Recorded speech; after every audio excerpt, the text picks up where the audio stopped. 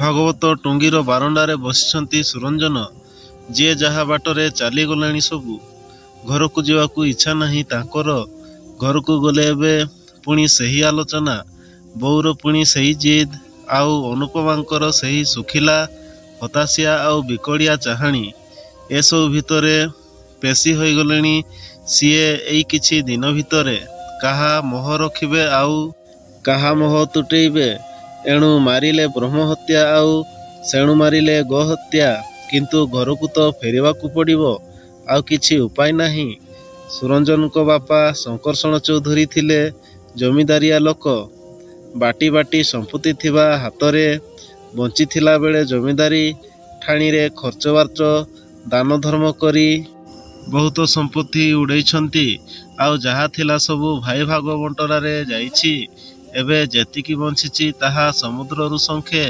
ମଲାବେଳେ ସେତିକିକୁ ଶଙ୍କର୍ଷଣ ଚୌଧୁରୀ ନିଜ ଧର୍ମପତ୍ନୀ କମଳା ଦେବୀଙ୍କ ହାତରେ ଦାୟିତ୍ୱରେ ଦେଇ କହିଥିଲେ, ଯାହା ଯାଇଛି ଯାଇଛି, ଆଉ ଯାହା ଅଛି ସବୁ ତମକୁ ଲାଗିଲା। ମୋ ବାପା ଗୋସାଇଁ ବାପା ଅମଳର ଭିଟାମାଟି ଯେମିତି ଭଗାରୀଙ୍କ ହାତକୁ ନଯାଏ। ଘରର ଜ୍ୟେଷ୍ଠ ପୁତ୍ର ବୋଲି ଜ୍ୟେଷ୍ଠ ଭାଗ ହିସାବରେ ଏ ଘରଟି ମୁଁ ଉତ୍ତରାଧିକାରୀ ସୂତ୍ରରେ ପାଇଛି। ଶଙ୍କର୍ଷଣ ଚୌଧୁରୀ ମଲାବେଳକୁ ସୁରଞ୍ଜନର ବୟସ ମୋଟେ 13 ବର୍ଷ। କମଳା ଦେବୀ ଘର ବାହାର ଆଉ ଛୁଆର ପାଠପଢ଼ା ସବୁ ବୁଝି ଆସିଛନ୍ତି ଆଜିଯାଏ। ସେଦିନର ସେ ଜମିଦାରୀ ଥାଟ ଆଉ ନାହିଁ। କିନ୍ତୁ ନିଜ ଦାୟିତ୍ୱରୁ କେବେ ପଛଘୁଞ୍ଚା ଦେଇନାହାନ୍ତି କମଳା ଦେବୀ। ସେଥିପାଇଁ କୌଣସି ଦିନ ମାତୃ ଆଜ୍ଞାକୁ ଅବଜ୍ଞା କରି ପାରନ୍ତି ନାହିଁ। ସୁରଞ୍ଜନର ବାହାଘର ପରେ ବୋହୂ ଅନୁପମା ହାତରେ ଘରର ଦାୟିତ୍ୱ କିଛି ମାତ୍ରାରେ ନିଶ୍ଚିତ ହୋଇଥିଲେ କମଳା ଦେବୀ। ଯେଉଁଦିନ ଜାଣିଲେ ତାଙ୍କର ଆଗାମୀ ବଂଶଧର ଆଉ କେତୁଟା ମାସ ପରେ ତାଙ୍କ ଅଗଣାରେ ପାଦ ଦେବାକୁ ଯାଉଛି, ସେଦିନ ଆଉ ତଳେ ପାଦ ଲାଗିନଥିଲା ତାଙ୍କର ଖୁସିରେ। ଅନୁପମାଙ୍କୁ ଆଉ କୁଟା ଖଣ୍ଡକ ଦିଖଣ୍ଡ କରିବାକୁ ଦେଇ ନଥିଲେ ସେ। ଆୟୋଜନ ଆରମ୍ଭ କରି ଦେଇଥିଲେ କମଳା ଦେବୀ। ନାତି ପାଇଁ ସୁନାର ଖଡୁ, ଚେନ୍, ମୁଦି, ଅଣ୍ଟାବିଛା ସବୁ ବରାଦ ଦେଇ ତିଆରି କରାଇ ଆଣିଲେ। କେବେଠାରୁ ସାଇତି ରଖିଥିବା ଗୋଟିଏ ବାଘ ନଖରେ ସୁନାର ପାତମାନ ବସେଇ ସୁନ୍ଦର ପଦକଟିଏ ମଧ୍ୟ ତିଆରି କରିଥିଲେ ନାତି ପାଇଁ।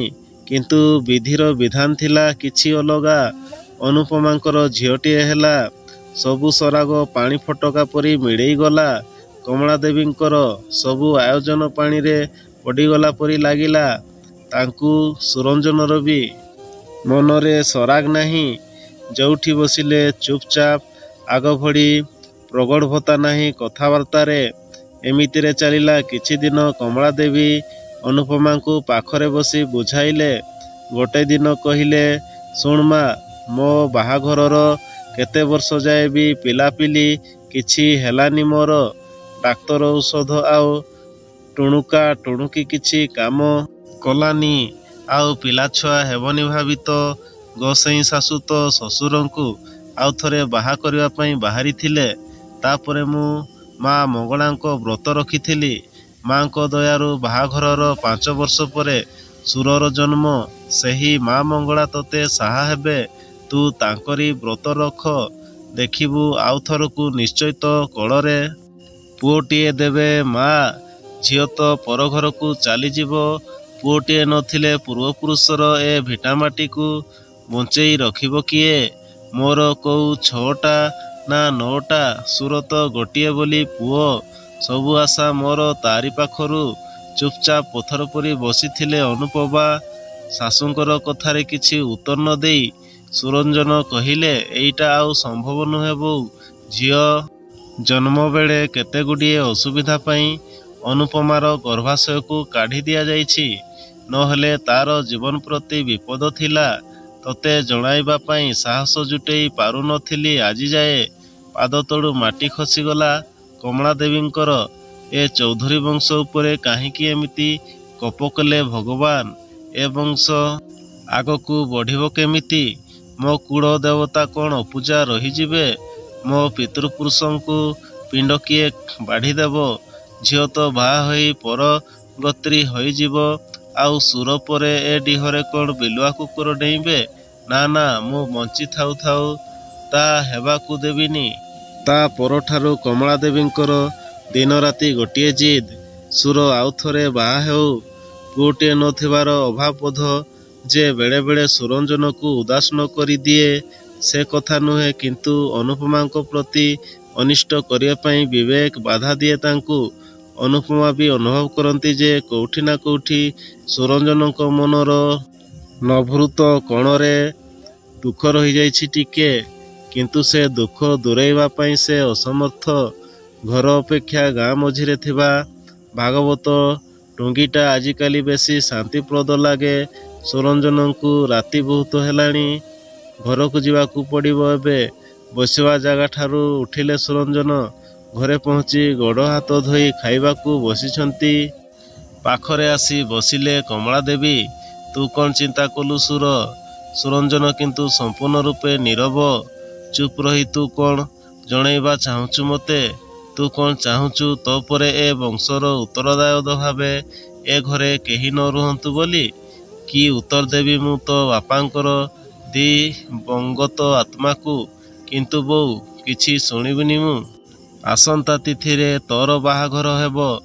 ଝିଅ ମୁଁ ଠିକ୍ କରି ସାରିଛି। ଅନୁପମା ଏ ଘରେ ଯେମିତି ରହୁଛି ସେମିତି ରହିବ। କେହି ତା ଅଧିକାରରେ ହସ୍ତକ୍ଷେପ କରିବେନି। ଆଉ ଯଦି ତୁ ମୋ କଥାରେ ରାଜି ନ ହେଉ, ତାହେଲେ ମୁଁ ଆଜିଠାରୁ ଠାକୁରଙ୍କ ପାଖରେ ନିର୍ଜଳା ଉପବାସ ରହି ଅଧିଆ ପଡ଼ିବି ପ୍ରାଣତ୍ୟାଗ କରିବା ଯାଏ। ନିର୍ଦ୍ଦିଷ୍ଟ ତିଥିରେ ବାହାଘର ସରିଗଲା ସୁରଞ୍ଜନଙ୍କର ଚାରୁଲତା ସହ। ବାହାଘର ମାତ୍ର 2 ବର୍ଷରେ 4 ମାସର ଛୁଆକୁ କୋଳରେ ଧରି ଅଲଗା ରହିବାକୁ ପଡ଼ିଲା ଅନୁପମାଙ୍କୁ। ସେ ଆଗପରି ଘରର ସବୁ କାମ କରୁଥିଲେ, ଖାଉଥିଲେ, ଶୋଉଥିଲେ, କିନ୍ତୁ ଗୋଟେ ନାରୀର ଅଧିକାର କ'ଣ ଏତିକିରେ ସୀମିତ? ଗୋଟେ ନାରୀର ସିନ୍ଦୁର 2 ଭାଗ ହୋଇ ଯିବାଟା ଯେ କେତେ କଷ୍ଟଦାୟକ, ସେ କଷ୍ଟ ତାଙ୍କର କେହି ବୁଝିଲେନି। ତାଙ୍କ ଅନ୍ତରର ଦୁଃଖକୁ କେହି ଦେଖି ପାରିଲେନି। ଧୀରେ ଧୀରେ ସୁରଞ୍ଜନ ଅନୁପମାଙ୍କ ଭିତରେ ଦୂରତ୍ୱ ଏତେ ବଢ଼ିଗଲା ଯେ ଅନୁପମାଙ୍କୁ ଲାଗେ ସୁରଞ୍ଜନ ତାଙ୍କ ପାଇଁ ଗୋଟେ ପରପୁରୁଷ, ଗୋଟେ ଅପରିଚିତ ମଣିଷ।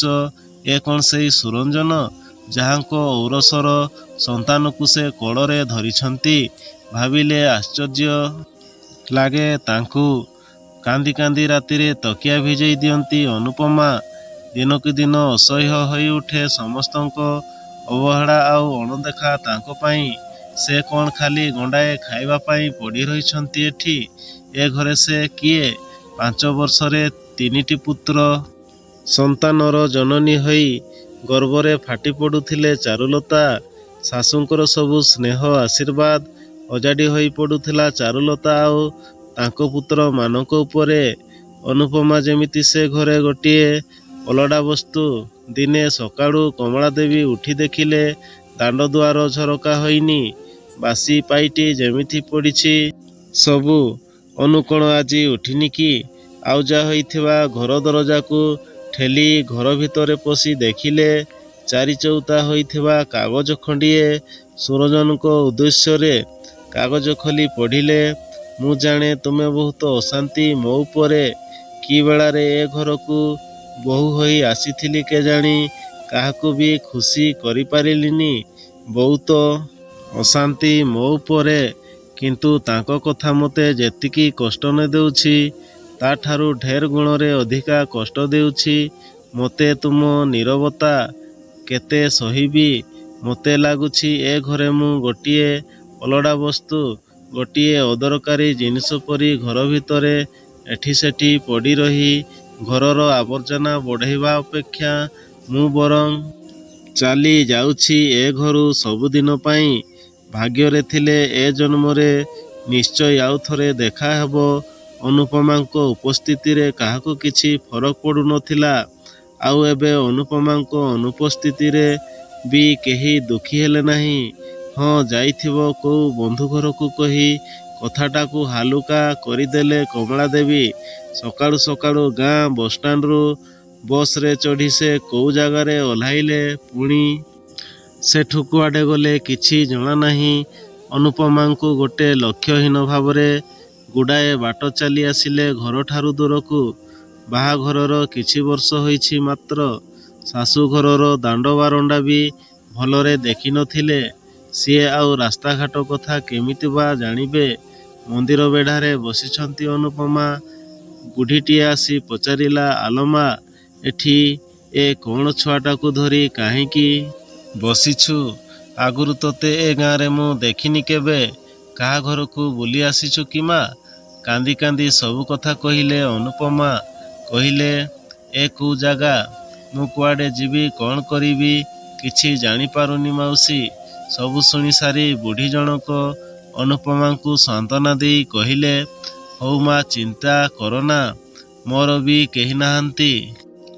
ବୁଢ଼ୀ ଲୋକଟାଏ ମୁଁ, କାମଧନ୍ଦାକୁ ପାରୁନି, ବଡ଼ ହଇରାଣ ହେଉଛି ରୋଷେଇ ଗଣ୍ଡେ ପାଇଁ। ତୁ ଚାଲ ମୋ ପାଖେ ରହିବୁ, ଭାତ ମୁଠାଟେ ଆଉ ଶାଗ ମୁଗ ଯାହା ଗଣ୍ଡେ ଫୁଟାଇ ଦେବୁ ସବୁଦିନ। ତୋର ମୋର ସୁଖେ ଦୁଃଖେ ଚଳିଯିବା। ବୁଢ଼ୀ ଗଲା ଲୋକ, ଉଟା ଖିଅକୁ ଆଶାରା କଲାପରି ଟିକେ ସାହସ ପାଇଲେ ଅନୁପମା। ବୁଢ଼ୀ ସହ ଚାଲିଗଲେ ତା ଘରକୁ। ଛୋଟିଆ ଚାଳ ଛପର ଘରଟିଏ। ଘରର ଚାରିପଟେ ସୁନ୍ଦର ସୁନ୍ଦର କିଛି ଫୁଲ ଗଛ। ଅନୁପମା ଜାଣିବାକୁ ପାଇଲେ ଯେ ବୁଢ଼ୀ ମାଉସୀ ସବୁଦିନ ମନ୍ଦିରରେ ଫୁଲ ଆଉ ତୁଳସୀ ମାଳା ବିକ୍ରି କରି ଚଳନ୍ତି। ଧୀରେ ଧୀରେ ସେ ଘରକୁ ନିଜର କରିନେଲେ ଅନୁପମା। ଆହୁରି ଫୁଲ ଗଛ ଆଉ ତୁଳସୀ ଗଛ ଲଗାଇଲେ। ଘର ପଛପଟେ ପରିବା ଚାଷ ବି ଆରମ୍ଭ କରିଦେଲେ। ତା ସହ ତୁଳା ବଳିତା ତିଆରି କରି ମଧ୍ୟ ବୁଢ଼ୀ ମାଉସୀଙ୍କୁ ଦେଲେ ବିକ୍ରି କରିବା ପାଇଁ। ବେଶ 2 ପଇସା ରୋଜଗାର ହୋଇପାରିଲା ତିନି ପ୍ରାଣୀ ଚଳିବା ପାଇଁ। ଅନୁପମାଙ୍କର ରୂପ, ଗୁଣ, ବ୍ୟବହାର ଆଉ ଘରକରଣା ବୁଦ୍ଧିରେ ଖୁସି ହୋଇ ବୁଢ଼ୀ ମାଉସୀ କୁହନ୍ତି, କେଡ଼େ ଗୁଣର ଝିଅଟିଏ। ୟାକୁ ପୁଣି ଶାଶୁଘର ଲୋକେ ଅଣଦେଖା କରିପାରିଲେ। ଧର୍ମ ନ ସହୁ ସେ ଚୌଧୁରୀ ବଂଶକୁ। ଇତିମଧ୍ୟରେ ବିତିଗଲାଣି 15 ବର୍ଷ। ବୁଢ଼ୀ ମାଉସୀ ଚାଲିଗଲେଣି ଆରପାରିକୁ। ଅନୁପମାଙ୍କ ଝିଅ ଶେଫାଳୀ ଏବେ 21 ବର୍ଷରେ ପାଦ ଦେଇଛି। ଦେଖିବାକୁ ଯେମିତି ସୁନ୍ଦର, ପାଠପଢ଼ାରେ ବି ସେମିତି ବିଚକ୍ଷଣ। ହଷ୍ଟେଲରେ ରହି ଡାକ୍ତରୀ ପାଠ ପଢ଼ୁଛି। ପାଠପଢ଼ା ଆହୁରି 2 ବର୍ଷ ବାକି ଅଛି। ରକ୍ଷିତକୁ ଦୈବ ସାହା ପରି ସ୍କୁଲ ଶିକ୍ଷକମାନଙ୍କ ସହାୟତା ଆଉ ନିଜେ ପାଉଥିବା ବୃତ୍ତି ଟଙ୍କାରେ ଏତେ ବାଟ ଆସି ପାରିଛି ଶେଫାଳୀ। ଟଙ୍କା ପଇସା ପାଇଁ ବେଶୀ କିଛି ହଇରାଣ ହେବାକୁ ପଡ଼ିନି ଅନୁପମାଙ୍କୁ। ନିଜ ଦୁଃଖ କାହାଣୀକୁ ଗୋଟି ଗୋଟି କରି ସବୁ କହିଛନ୍ତି ଅନୁପମା ନିଜ ଝିଅ ଆଗରେ। ତା ପାଇଁ ଯେ ତା ମା ଏତେ କଷ୍ଟ କରିଛି, ଆଉ ଚୌଧୁରୀ ଘରର କୁଳବଧୂ ଏ ଚାଳ ଘରେ ରହି ଫୁଲ ବିକ୍ରି କରିଛି କେବଳ ତାକୁ ମଣିଷ କରିବା ପାଇଁ।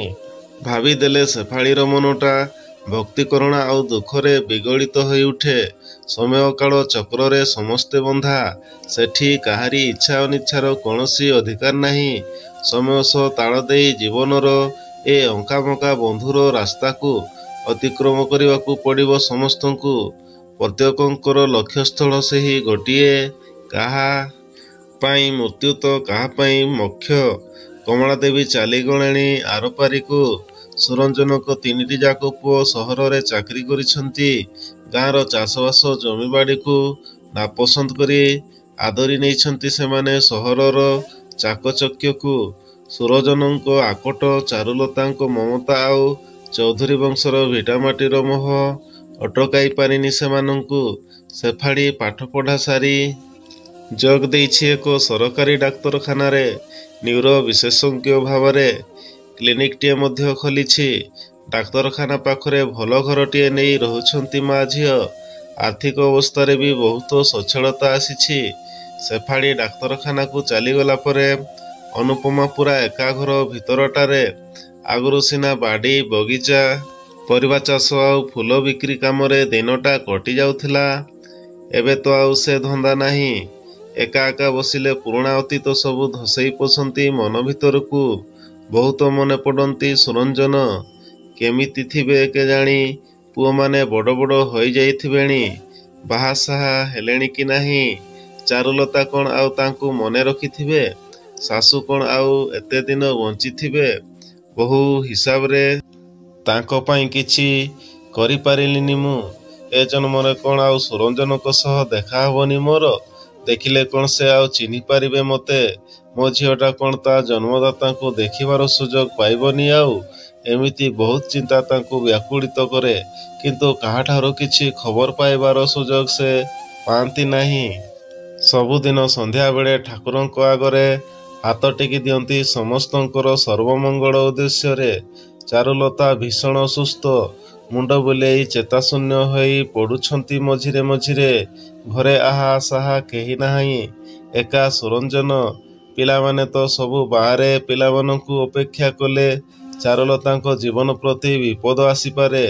କ'ଣ କରିବେ ନ କରିବେ ଭାବି ଭାବି ଡାକ୍ତରଖାନାକୁ ନେଇ ଆସିଲେ ଚାରୁଲତାଙ୍କୁ ସୁରଞ୍ଜନ। ବାହାରେ ବେଞ୍ଚରେ ଚାରୁଲତାଙ୍କୁ ବସେଇ ଦେଇ ଅପେକ୍ଷା କଲେ ସୁରଞ୍ଜନ ନିଜର ନମ୍ବର ପଡ଼ିବା ଯାଏ। ଶେଫାଳୀ ରୋଗୀ ଦେଖାରେ ବ୍ୟସ୍ତ। ସୁରଞ୍ଜନ ଭିତରକୁ ଗଲେ ଚାରୁଲତାଙ୍କୁ ନେଇ।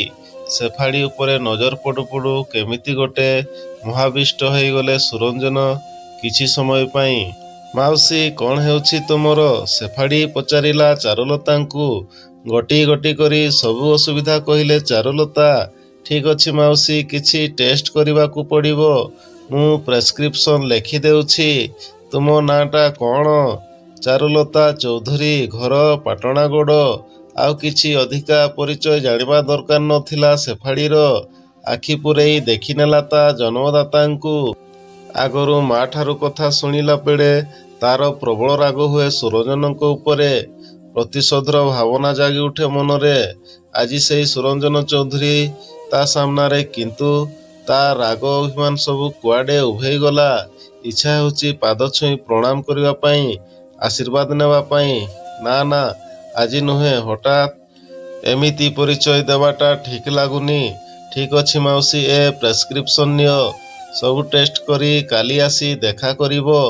ଖୁସିରେ ଫାଟି ପଡ଼ୁଛନ୍ତି ଅନୁପମା। ଶେଫାଳୀଠାରୁ ସବୁ ଶୁଣିଲା ପରେ ଆନନ୍ଦରେ ଆତ୍ମହରା ହୋଇ ଉଠୁଛନ୍ତି। ଆନନ୍ଦାଶ୍ରୁ ବୋଲ ମାନୁନି ଆଉ। ବହିଯାଉଛି ଛାଁକୁ ଛାଁ। କେମିତି ରାତି ପାହିବ ଆଉ ସେ ସୁରଞ୍ଜନକୁ ଟିକିଏ ଦେଖିବେ। ଡାକ୍ତରଖାନାରେ ବସିଛନ୍ତି ଅନୁପମା। ସୁରଞ୍ଜନ ପହଞ୍ଚିଲେ ଚାରୁଲତାଙ୍କୁ ଧରି। ସୁରଞ୍ଜନଙ୍କ ଦୃଷ୍ଟି ଆଢ଼ୁଆଳରେ ରହି ମନଭରି ଆଖି ପୂରେଇ ଦେଖିନେଲେ ଅନୁପମା ତାଙ୍କର ସ୍ୱାମୀଙ୍କୁ। ଭିତରକୁ ଟେଷ୍ଟ ରିପୋର୍ଟ ଧରି ଗଲେ ସୁରଞ୍ଜନ। ରିପୋର୍ଟ ଦେଖି ଦୁଃଖରେ ଭାଙ୍ଗି ପଡ଼ିଲା ଶେଫାଳୀ। ଚାରୁଲତାଙ୍କର ସେରେବ୍ରାଲ୍ ଆର୍ଟେରୀରେ ବ୍ଲକେଜ୍ ଅଛି। ଆଞ୍ଜିଓପ୍ଲାଷ୍ଟି ଦରକାର। ଆଉ କିଛି ଉପାୟ ନାହିଁ। କେମିତି ଜଣାଇବ ସୁରଞ୍ଜନଙ୍କୁ? ଭାବି ଭାବି କହିଲା, ମଉସା, ଆପଣ ମାଉସୀଙ୍କୁ ଏଠି ଆଡମିଟ୍ କରିଦିଅନ୍ତୁ। ତାଙ୍କର ବ୍ରେନ୍ରେ ଟିକେ ପ୍ରୋବ୍ଲେମ୍ ଅଛି। ଅପରେସନ୍ ଦରକାର। କିଛି ଡରିବାର ନାହିଁ ମଉସା। ମାଉସୀ ଭଲ ହୋଇଯିବେ। କିନ୍ତୁ ଗୁଡ଼ାଏ ଟଙ୍କା ଦରକାର ଏବେ। ଅସହାୟ ହୋଇ ପଡ଼ିଲେ ସୁରଞ୍ଜନ।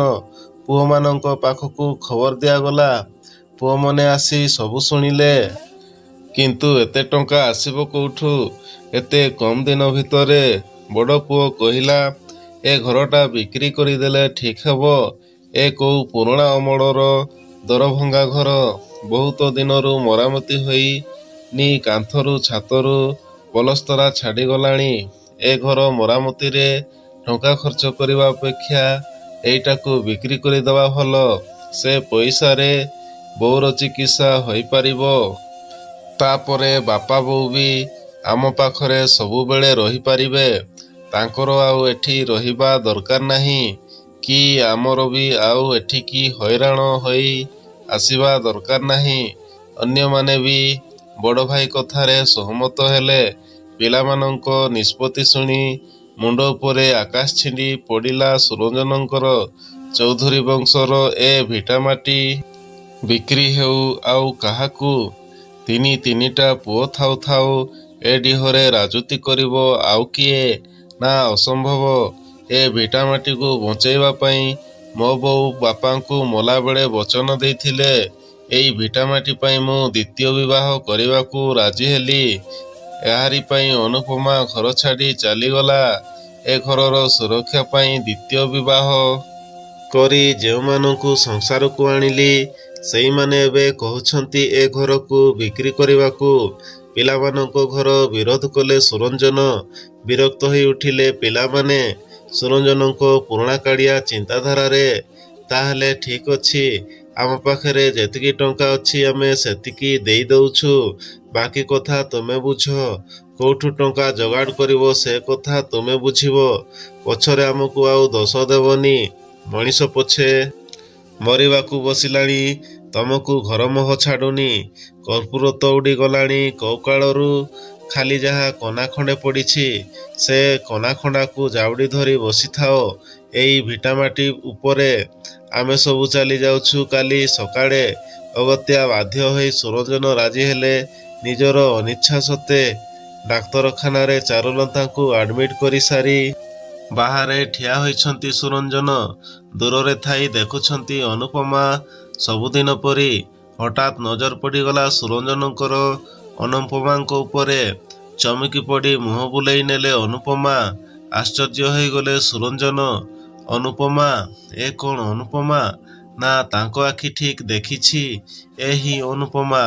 ବୟସାଧିକ୍ୟ ଯୋଗୁଁ ଚେହେରାରେ ପରିବର୍ତ୍ତନ ଆସିଛି ନିଶ୍ଚୟ, କିନ୍ତୁ ସେଇ ଆଖି, ସେଇ ମୁହଁ, ସେହି ନିରୀହ ଚାହାଣୀ।